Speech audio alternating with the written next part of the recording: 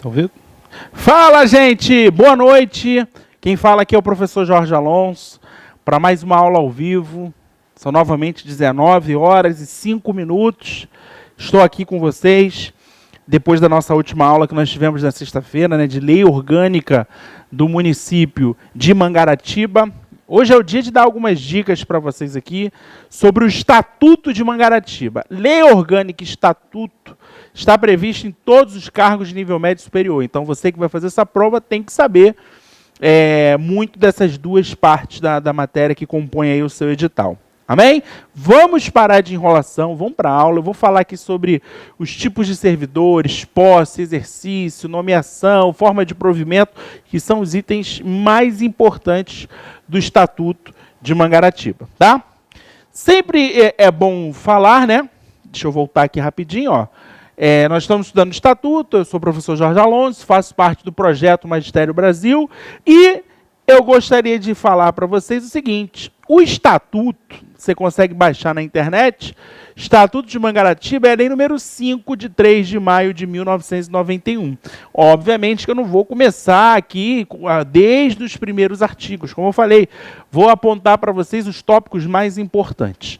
Você tem que observar sempre a estrutura das legislações. Eu estou falando do Estatuto do município de Mangaratiba. Ele não pode contrariar o Estatuto estadual.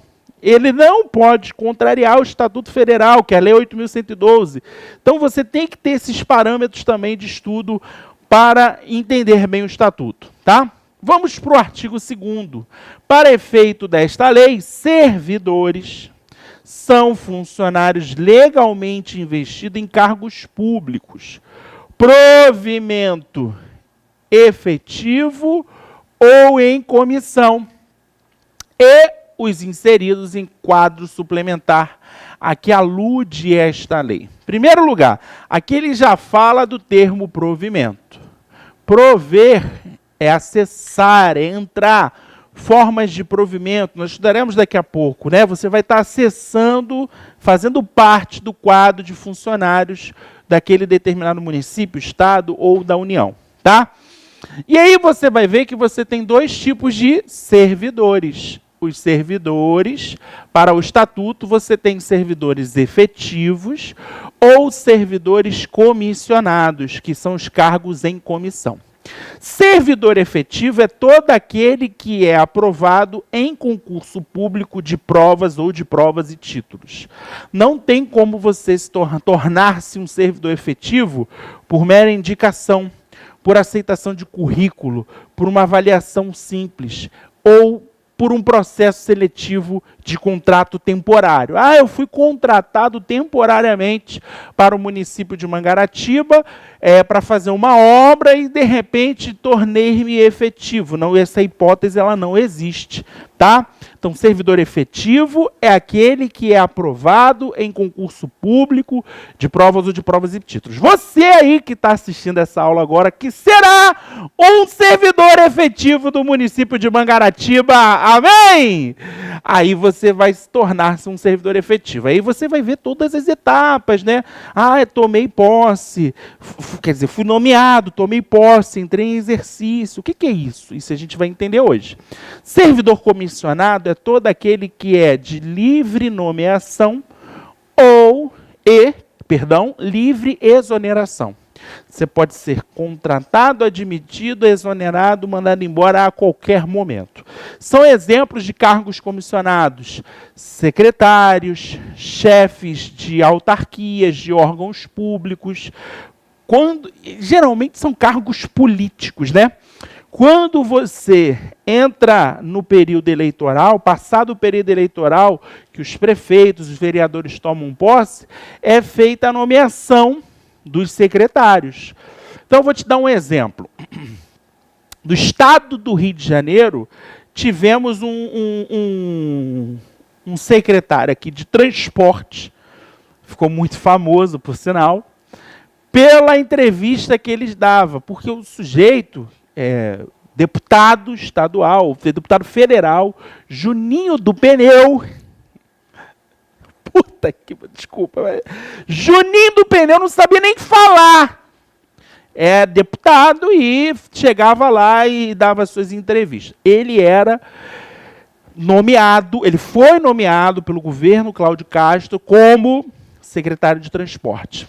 Cara, eu acho que repercutiu tão mal as entrevistas que ele dava, a forma que ele falava, a forma que ele se portava, fora o caos, né, que está vivendo o Estado com relação ao transporte, que ele foi exonerado. Aí ele perde o cargo dele, volta lá a ser deputado federal. Então, segundo o estatuto, segundo a lei orgânica de Mangaratiba, os cargos comissionados, eles devem ser de servidores, né?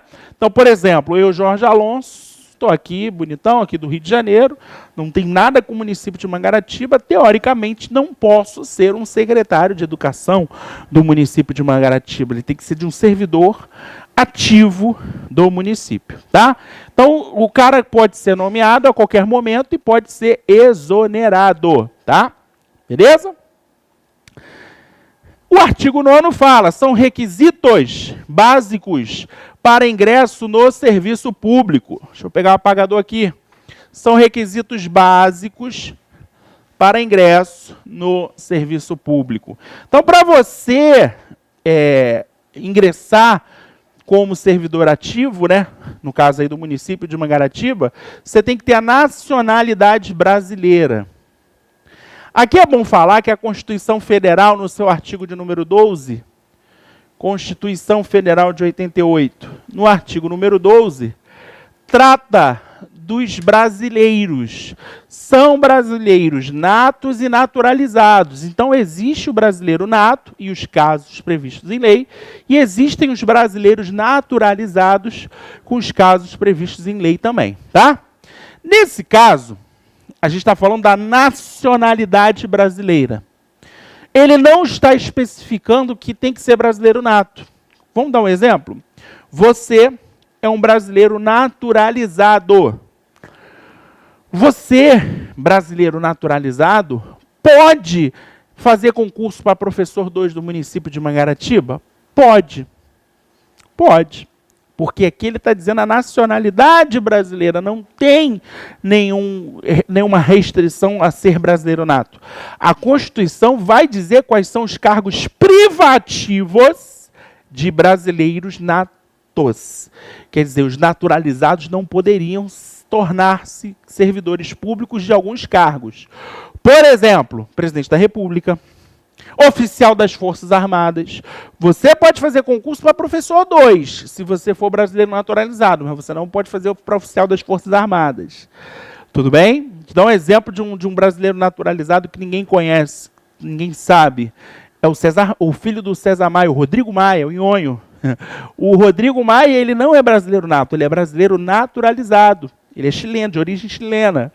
Só que aí a gente tem alguma historinha legal que não vem ao caso, não vou contar aqui a história dele não, porque eu não gosto dele. Vamos lá, não estou brincando, não tem nada contra ele não. Então, brasileiros, tem que ser a nacionalidade brasileira. O gozo dos direitos políticos, o que é isso, professor? O gozo dos direitos políticos é você estar em dia com as suas obrigações eleitorais. Você ter o seu direito de votar e ser votado. Você votou nas últimas eleições? Caso não tenha votado, você justificou, pagou aquela multa absurda de R$ 3,41, né? Então você tem que estar nos gozos dos seus direitos políticos e a quitação com as obrigações militares e eleitorais. Quer dizer, a partir dos 18 anos, você é obrigado a alistar-se, né? Sexo masculino, nos serviços militares, e também tirar o seu título de eleitor. Idade mínima de 18 anos. Quer dizer, eu posso prestar concurso para Mangaratiba? Meu filho tem 16 anos, pode fazer o concurso? Não. A idade mínima para ser servidor é de 18 anos. Beleza? Vamos lá, então. Esse foi o artigo de número 9. Aí tem alguns parágrafos. Ó. Parágrafo 1º. As atribuições do cargo podem justificar a exigência de outros requisitos estabelecidos em lei. Por exemplo, eu vou fazer prova para o concurso de Mangaratiba como cargo de professor 1, matemática. Eu sou formado em História. Posso fazer o concurso? Claro que não. A lei vai te obrigar a ter licenciatura em Matemática para prestar o cargo para professor 1 em Matemática. Tá? Parágrafo 2º. As pessoas portadoras de deficiência é assegurado o direito de se inscreverem em concurso público para provimento de cargo cujas atribuições sejam compatíveis com a 5 deficiências de que são portadores e para as quais serão reservadas até 20% das vagas oferecidas no concurso. Existem alguns concursos que às vezes são embargados, cancelados ou suspensos, porque o edital não prevê essas vagas para portadores de deficiência. E claro, a Constituição Federal nos garante no artigo 5º, caput, todos são iguais perante a lei sem distinção de qualquer natureza. Porém, esse princípio da isonomia, você tem que tratar os iguais de maneira igual e os desiguais de maneira desigual, porque senão não há a isonomia de fato. Tá? Então, o que eu quero dizer com isso? Portador de deficiência, o cara é cadeirante, ele pode fazer o cargo para auxiliar de pedreiro, por exemplo, o cara que precisa lá fazer determinadas atividades. Por mais que a gente veja hoje muitas coisas legais de alguns portadores de deficiência, você tem que ter essa razoabilidade. Tá legal? Isso é bem interessante falar. Isso está no artigo 9º, parágrafo 1º e 2º. Parágrafo 2º, né? Artigo 11º. A investidura ou encargo público ocorrerá com a posse. Qual é a cronologia? O edital é aberto. Você faz a inscrição, faz a prova. Após a prova, sai o resultado preliminar, sai o resultado gabarito oficial definitivo, sai a classificação. Dependendo do concurso, tem algumas etapas. Perícia médica, psicotécnico, teste físico, dependendo do cargo, se assim for exigido, pesquisa social, tudo isso são as etapas do concurso e são eliminatórias. Você pode ser eliminado em qualquer uma dessas fases. Quantos alunos são reprovados no psicotécnico? No teste físico, então, nem se fala. Então, chega lá na frente, passou em todas as etapas, show. Ocorre a investidura. Você é nomeado, sai o seu nome no Diário Oficial do município, lá que você foi nomeado para trabalhar na prefeitura. A nomeação, depois dela, ocorre a investidura com a posse. A gente vai ver que o exercício é quando você, de fato, começa a trabalhar. Aí você entra em exercício. A partir daquele momento, começa a contar para você receber a sua remuneração. Tá? São formas de provimento em cargo público. Gravem essas 7 formas de provimento. Inclusive, não vai dar para falar hoje nessa live, mas tem algumas formas de provimento, que ao mesmo tempo é provimento e vacância. Vacância significa deixar o cargo vago. A gente vai ver em outros momentos, e quem é aluno da turma vai ver isso na turma, quais são os casos de vacância que concorrem, são iguais também as formas de provimento, tá? Então você tem a nomeação, a promoção, o acesso, a readaptação, a reversão, o aproveitamento e a reintegração. Vou comentar aquelas que mais aparecem em prova. Inclusive, se você está aí assistindo essa aula, você de repente fez um concurso, não sei, da Prefeitura de São Gonçalo, tiveram 2 questões de forma de provimento lá, do Estatuto. Das 5 que caíram, 2 foram sob forma de provimento. Para você entender o tamanho da importância desse assunto aqui para a sua prova, tá? Vamos lá. A investidura em cargo público ou emprego público depende de aprovação prévia de concurso, em concurso de provas ou de provas e títulos. Quer dizer, já falei, né? Você, para investir no cargo, para você ser nomeado, para você tomar posse, você tem que ser aprovado no concurso de provas ou provas e títulos. Quando fala títulos, é o seguinte: pós-graduação, mestrado, doutorado, cursos específicos que tenham sido expressos no edital. Aí alguns concursos, por exemplo, Itaboraí, aceitou para cargos de professor cursos de qualificação. Então, o nosso curso, por exemplo, poderia servir como título, né? A grande maioria só aceita graduação, pós-graduação, mestrado e doutorado. Aí no edital vem dizendo quais são as pontuações que você ganha com os títulos. E os títulos são importantes porque elevam sua pontuação e a sua classificação, naturalmente, ela sobe, tá? O concurso público terá validade de até 2 anos. Falei isso na última sexta-feira, na aula de lei orgânica. E para você ver, isso está na lei orgânica e no estatuto, né? Porque já que o estatuto rege o servidor público, tem que falar das etapas, incluindo o concurso público. Quando eu falo de até 2 anos, ele pode ser de 2 anos, como pode ser de 1 mês. Dei até o exemplo, não sei se você estava aqui, se você lembra, que você tem os casos onde PRF 2018, o concurso foi validade de 1 mês. Só que aí tem um detalhe, podendo ser prorrogado uma única vez por igual período. Ou seja, PRF, a validade foi de 1 mês, prorrogou por mais 1 mês. Agora, aqui, a validade de até 2 anos, se o seu concurso tem validade de 2 anos, ele pode ser prorrogado por igual período, mais 2 anos. Tudo bem? Então, o total que você pode ter de validade é de 2 anos. De 4 anos, o total mesmo. O prazo de validade do concurso e as condições de sua realização serão fixadas em edital, que é a lei que rege aquele concurso público, que será publicado no órgão oficial e em jornal diário de grande circulação no município. Não se abrirá novo concurso enquanto houver candidato aprovado em concurso anterior, com prazo de validade ainda não expirado. Fala isso para os candidatos do CEAP, inspetor penitenciário, dos concursos de 2003 e 2006. Fala isso para eles, porque o que aconteceu aqui no Estado? Abriu o concurso sem convocar os aprovados. Por isso que está até hoje, 2021, 2022, né? A galera ainda tomando posse daquela época lá de 2003, 2006. Mas na lei, esquece a prática, você não pode levar em consideração o que acontece na prática. Na lei, diz que não pode abrir outro concurso enquanto a validade daquele estiver vigente, enquanto estiverem classificados ali, aprovados naquele concurso anterior.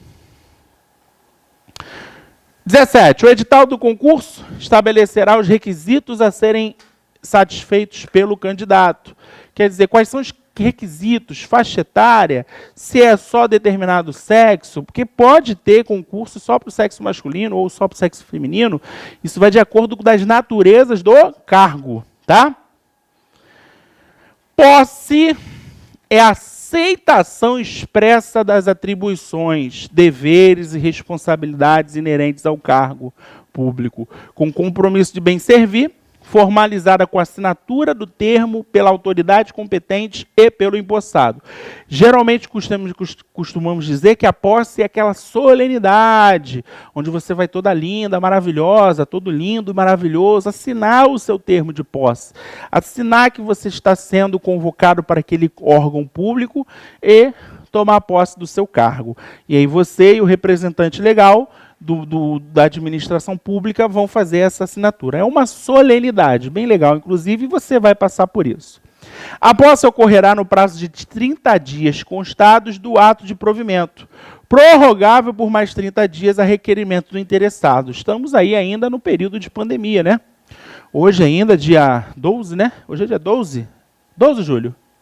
12 de janeiro de 2022, ainda estamos sofrendo com a Covid, com essa nova variante. Esperamos que em breve tudo isso seja regularizado, né? Na verdade, muitos especialistas da área dizem que a gente vai ter que se acostumar com o Covid, com novas variantes. O importante é vacinar, tá? Não estou aqui para fazer apelação nenhuma, mas acredito que os números dizem bem que a vacina realmente, de fato, salva vidas. Temos vários contaminados, mas o número de óbitos não vem crescendo. Por quê? Porque a população vacinou, tá? Não escute o seu presidente.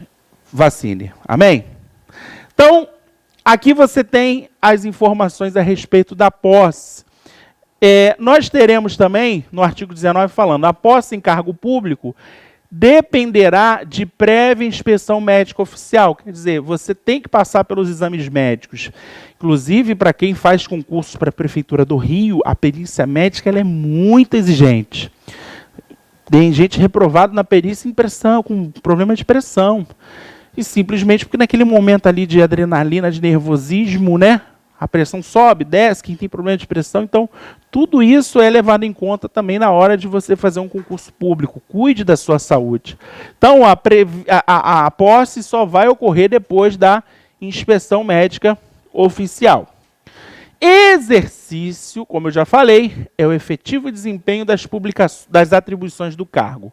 Parágrafo único. A autoridade competente do órgão ou entidade para onde for designado o funcionário compete dar-lhe o exercício. Quer dizer, exercício é quando você bota a mão na massa, quando de fato você começa a trabalhar. 25. São estáveis, aí já está falando de estabilidade, após 2 anos de efetivo exercício. Os servidores nomeados em virtude de concurso público. Vide emenda constitucional número 19, de 1998, e artigo 41 da Constituição de 88. Antes eram 3 anos, agora são 2. O funcionário estável, isso é importante. Qual é o caso em que o funcionário estável adquiriu a estabilidade, perde o cargo público, né? Durante o período do estágio probatório, que é o que a gente chama de 2 anos, você tem que se comprometer a desempenhar suas funções com produtividade, com assiduidade, com responsabilidade. Isso está até previsto no estatuto, a gente vai ver daqui a pouco, tá? Mas existem 2 casos em que o servidor estável, quer dizer, passou do período do estágio probatório, você pode ser demitido. A demissão é uma forma de punição do servidor estável. Você só vai perder o caso em 2 casos. Quando a sentença judicial for transitada e julgada, juridicamente falando, isso quer dizer que não cabe mais recurso, já era, ou quando houver um processo administrativo em que cabe ampla defesa. Então, são 2 casos. O funcionário estável só perderá o cargo em virtude de sentença judicial transitada e julgado ou de processo administrativo disciplinar, no qual lhe seja assegurada ampla defesa. Então, são esses casos que você tem que gravar também, importantes aí para a sua prova. 27. Vamos falar de algumas formas de provimento para você entender quais são aquelas mais cobradas em prova e podem cair também na sua aí no concurso de Mangaratiba. Readaptação é a investidura do funcionário em cargo de atribuições e responsabilidades compatíveis com a limitação que tenha sido sofrida em sua capacidade física ou mental, verificada em inspeção médica. Se julgado incapaz para o serviço público, o funcionário será aposentado. O que acontece, galera? Teve até uma questão no concurso de São Gonçalo que falava sobre isso, que falava sobre essa questão da readaptação. Lá ele contava uma historinha que um servidor trabalhava na prefeitura, dirigindo, era motorista, servidor público, estável, motorista, e sofreu um acidente, tá? Após perícia médica, foi constatada que ele foi julgado incapaz para o serviço público. O que acontece com ele? Ele será readaptado ou será aposentado? Nós veremos em aposentadorias no curso, aqui na continuação do curso, para quem fosse matricular na nossa turma, no final da aula eu vou falar sobre as condições, que você pode sim ser aposentado por invalidez permanente em acidente em serviço. E a perícia na questão falava que foi constatada que foi inapto para o serviço público, ou seja, ele deve ser o quê? Aposentado. Mas qual o caso da readaptação então, Alonso? Sofri um determinado tipo de acidente que me impede de trabalhar por muito tempo em pé. Estou com um problema na coluna. Caramba, operei hérnia de disco e eu não consigo dar aula, cumprir com a minha carga horária de aulas em pé ali, dando aula, né? Eu posso ser o quê? Readaptado, ou seja, eu posso sair da sala de aula e assumir uma outra função. Eu permaneço no mesmo cargo, exercendo outra função pública dentro das minhas condições físicas limitadas. É isso que é a readaptação. É a investidura do funcionário em cargo de atribuições e responsabilidades compatíveis com a limitação dele depois de ter sofrido algum tipo de acidente, tá? A readaptação será efetivada em cargo de carreira de atribuições afins, respeitada a habilitação exigida. Quer dizer, eu não posso sair, por exemplo, de professor 2 para professor 1 sendo readaptado. Não posso, porque o cargo para o qual eu vou assumir, ele tem que ser afim e tem que respeitar essas exigências, tá? Em qualquer hipótese, a readaptação não poderá acarretar em redução da remuneração do funcionário. Ou seja, eu não posso ser readaptado e acabar sendo readaptado, ter a redução da minha remuneração dos meus vencimentos. Reversão. O que é a reversão? É quando um servidor ele volta às suas atividades depois de ser aposentado. Que isso? Olha lá, é o retorno à atividade de funcionário aposentado por invalidez, quando por junta médica oficial foram declarados insubsistentes os motivos determinantes da sua aposentadoria. A gente vê no Estatuto e na Lei Orgânica quais são os casos de aposentadoria por invalidez permanente, compulsoriamente aos 70 anos e voluntariamente. Aí você tem os casos, quando é professor, quando não é, por idade. A gente vê isso em aposentadoria, tá? Só que o que eu quero te dizer é o seguinte, meu lindo, preste atenção. A reversão é, fui aposentado, não importa o caso. Quer dizer, importa sim.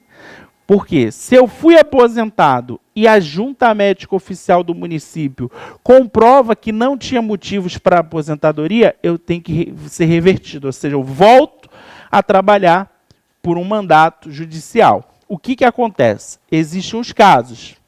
A reversão far-se-á no mesmo cargo ou no cargo resultante da sua transformação. Quer dizer, eu volto para o mesmo cargo. Se o cargo foi transformado, alterado, eu volto para aquele cargo afim. E o parágrafo único. Encontrando-se provido este cargo, o funcionário exercerá suas atribuições como excedente até a ocorrência de vaga. Quer dizer, existe um plano anual dentro do município, que é o plano diretor, que estipula a quantidade de cargos, quais são os proventos que serão providos para pagamento de funcionário, e aí, caso não tenha vaga, ele entra como excedente. Tá?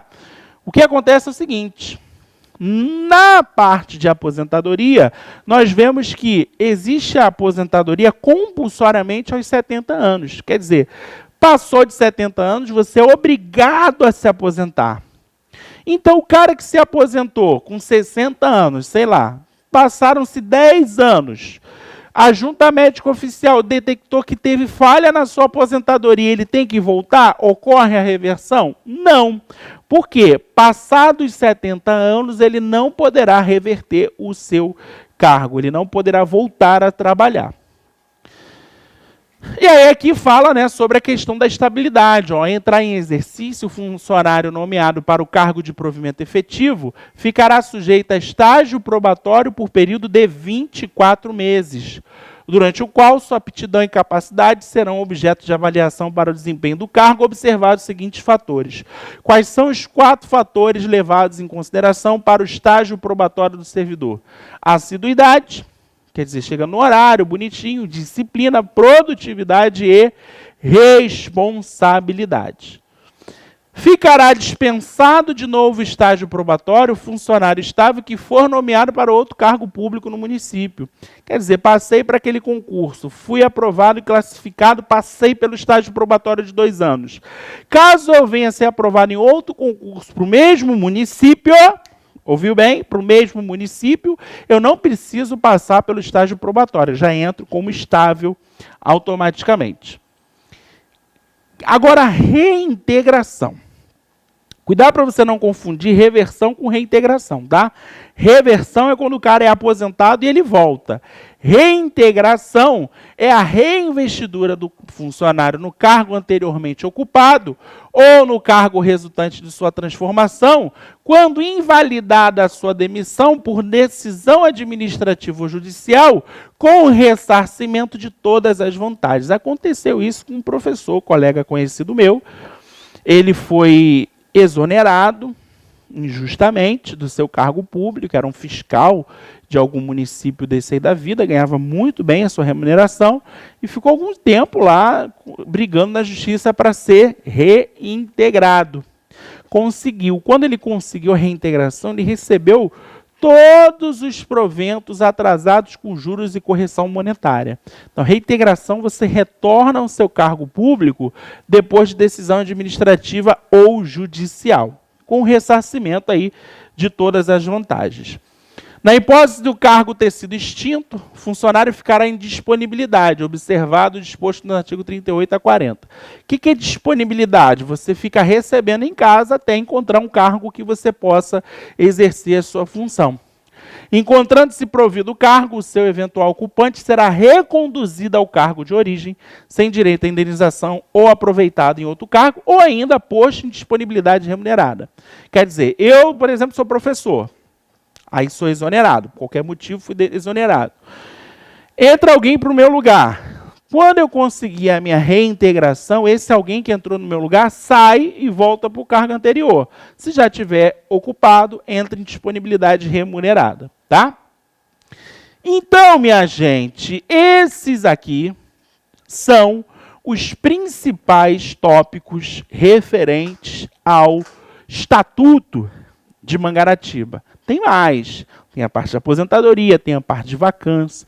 Então, para você que está assistindo a minha segunda live, é a última aula gratuita ao vivo que nós faremos. Agora vamos cair dentro da turma, já tem alunos matriculados. Eu vou manter a promoção hoje, tá? De R$ 297 por R$ 97, somente hoje, para você se matricular e dar início aí aos seus estudos, tá? Já tem uma galera estudando lá com a gente. E mais, tem alguns alunos que eu percebi que não vão fazer cargos de magistério. A nossa turma completa é para magistério. Quem não for da área de magistério, eu tenho o módulo de Estatuto e Lei Orgânica comigo. Eu estou gravando esse módulo do zero, 2022. Estou gravando agora, inclusive, essa semana, e vou disponibilizar para os alunos, tá? Esse módulo, ele vai custar para você apenas R$ 29,90. Você vai ter direito a todas as aulas gravadas de Estatuto e Lei Orgânica de Mangaratiba e você também vai ter um bônus especial, que é o curso completo de língua portuguesa com o professor Lincoln Moura, que eu vou liberar para você. E o bônus das aulas ao vivo, exclusivas da turma, de exercícios de Estatuto e Lei Orgânica que eu vou fazer com vocês. Eu vou agendar com vocês essa aula exclusiva. Então, a galera que vai fazer qualquer outro cargo para a Prefeitura de Mangaratiba, também somente até hoje, R$ 29,90 que você vai pagar para ter acesso a essa turma exclusiva. Que turma exclusiva é essa? É uma turma que eu estou montando só de Lei Orgânica e Estatuto. Eu estou gravando esses conteúdos, o material já está pronto aqui, está lindo. Tá vendo? Eu estou lindo aqui também. Não estou não, brincando. E você ganha o bônus de língua portuguesa e você ganha o bônus das aulas ao vivo. Tá? Então, corre, me chama aí no WhatsApp, bota no grupo que você assistiu essa aula, como fizeram na última de Lei Orgânica. Foi muito legal, fico muito agradecido. E a turma de magistério também faça a promoção de R$ 97,00 somente até hoje. Essas promoções são somente até hoje. Porque a partir de amanhã eu vou entrar em estúdio, vou gravar, vou editar as aulas, sou eu que faço tudo, gente. Eu faço o que eu faço, questão de que tudo saia perfeito para você estudar e tomar posse aí no seu cargo público. Amém? Então, hoje, só hoje, R$ 29,90 é o valor dessa turma de Lei Orgânica, Estatuto e Português. Tô maluco, não tô, Júlio? Aí, o Júlio está aqui comigo vendo que eu pirei. Os meus sócios nem podem saber que eu estou fazendo isso, por isso que é só hoje. Loucura total. Tá bom? Muito obrigado pela sua presença, pela sua participação. Papai do Céu abençoe seus estudos. Boa semana.